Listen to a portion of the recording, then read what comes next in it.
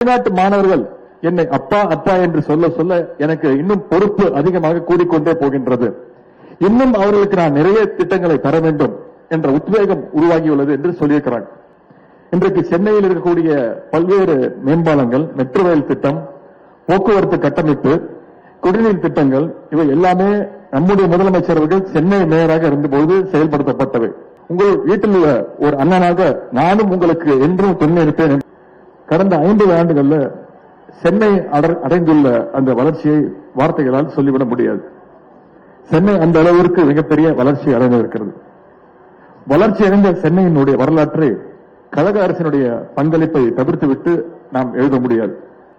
இன்றைக்கு சென்னையில் இருக்கக்கூடிய பல்வேறு மேம்பாலங்கள், மெட்ரோ ரயில் திட்டம், போக்குவரத்து கட்டமைப்பு, குடிநீர் திட்டங்கள், இவை எல்லாமே நம்முடைய முதலமைச்சர் அவர்கள் சென்னை மேயராக இருந்தபோது செயல்படுத்தப்பட்டவை.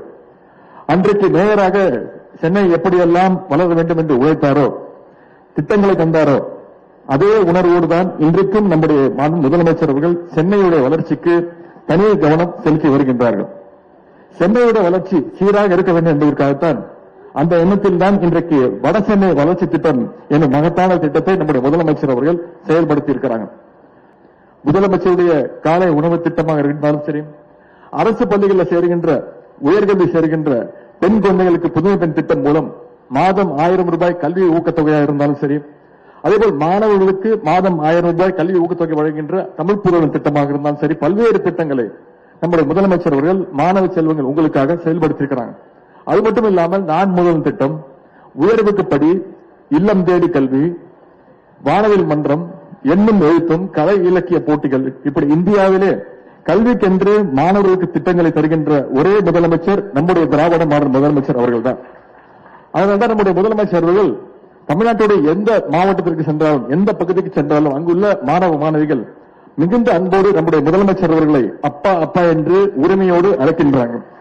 அதை பற்றி நம்முடைய முதலமைச்சர் கூட நேற்று முன்தினம் கூறியிருக்கிறாங்க.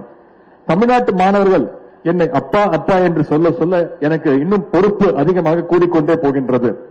இன்னும் அவர்களுக்கு நான் நிறைய திட்டங்களை தர வேண்டும் என்ற உத்வேகம் உருவாகியுள்ளது என்று சொல்லியிருக்கிறாங்க. ஆகவே தந்தையாக இருந்து உங்களுக்கான திட்டங்களை நம்முடைய முதலமைச்சர் அவர்கள் தொடர்ந்து செயல்படுத்துவார்கள்.